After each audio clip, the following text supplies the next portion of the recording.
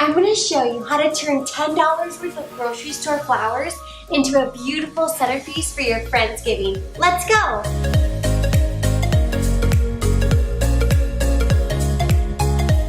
Welcome to O for Fun Flowers. I'm going to get started on this Friendsgiving centerpiece. First part of this is picking a vase. So I'm picking a vase that is short so that it works well for our dining table. I picked a stone vase because I thought that's pretty cool, you know, it's earthy, it goes well with this color scheme of just the fall tones, and I think it's going to complement really nicely. So next I'm going to grab my floral waterproof tape. I'm using a green tape this time. It'll blend in well with these colors. I'm putting this piece right on that side, just, you know, like a smidgen on the side. That way it just sticks to the vase, and then I don't want a lot showing because I don't want it to show, you know, on the table, but a little bit that you won't see that when you get the flowers in there. Then I'm going to do the same thing on this other side here to create a plus sign. This acts as a nice grid for the flowers, and it makes it so that they stay in place. This is nice because then you don't have to use floral foam or a frog or any of those other chicken wire, you know, any of those other floral techniques. This is real simple, beginner's way. So now that we have our tape on our vase, we're going to open up the bag of flowers. We have some alstroemeria, some statice, solidago that's actually dyed to like a autumn kind of color, and then some roses. This will be a nice mix. So first off, I'm going to put in the solidago, give this a nice trim. I'm going for more of a asymmetrical shape again with this. So with this stem, it's going in at an angle. You want to make sure any leaves are off of your stem. You don't want any leaves in there because that will create bacteria in your water and it'll make your flowers die sooner, which we don't want flowers dying sooner than they ought to, right? Right.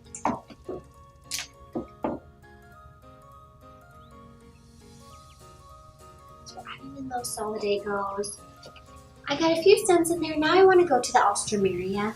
This will really help fill in this inner space, which will help act as more of a grid too to add in those bigger roses and focal flowers. So this is actually a really huge stem. So I'm going to measure it here. I'm going to get it pretty short, take some of these leaves off. And this is going to go right in the back. Ooh, it's still like tall. So that looks really nice. I'm going to put that in at an angle a little bit so it's not so like rigid. Then I'll grab another alstroemeria here. So I'm cutting down this alstroemeria, putting this other stem on the opposite side that I put this last one. And it's actually a little bit shorter, which is nice because I want to create some height and dimension. Okay, this next alstroemeria stem, I'm going to put it down pretty short. Take some of those leaves off so they're not in the water. And then stick that over on this left side. Pretty. Now I'm adding in these roses. The rose trick I'm going to do on these, which I just put my hand in there, swirl it around, and help open up those petals to really show off what's happening in the center. Like, wow, right? Awesome. On these roses, I'm taking off the guard petals. Those are the ones that are blemished, maybe cracked. You don't want those on your roses because they're blemished. So we'll give this a fresh cut. Put that front and center, beautiful. Just kind of let that pop. Back here, create a little bit more height in that back area.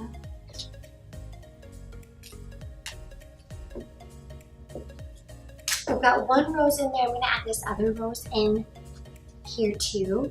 this one, I think I'm gonna put it kind of middle back. So it's a little off-centered, but it plays well with this front one that's happening. Just kind of more of a natural abstract type look.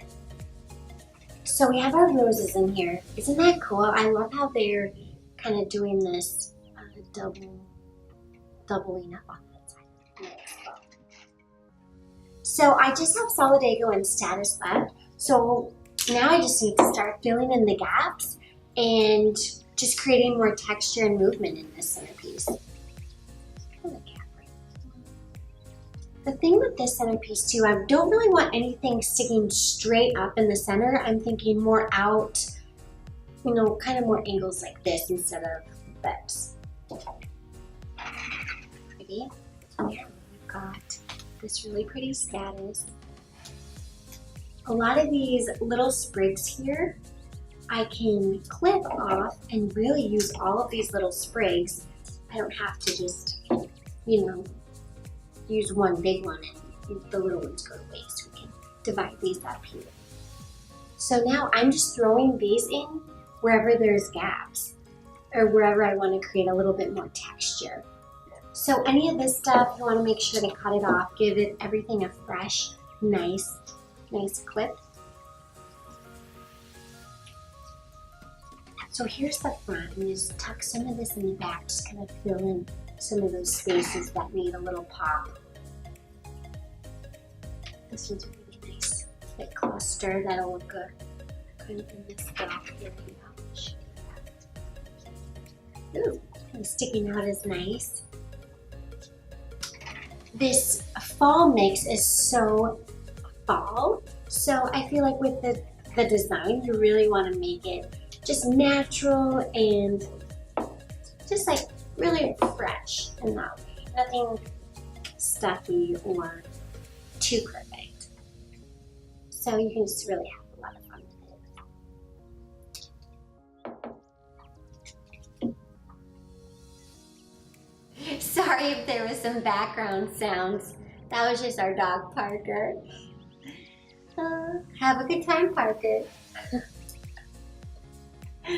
Now back to flowers. I've got a few stems left here of solidago. So I'm taking these leaves off, giving these a fresh cut, and let's see here. Stick one right in the back here. I'm gonna push that down a little bit. Flowers are a lot stronger than you think, so don't be afraid to push things around a little bit. Most likely they won't snap on you. Put one on the side and do it right over here, and then sticking it out just a little bit more.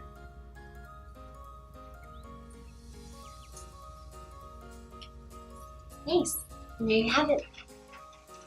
Centerpiece for your Friendsgiving.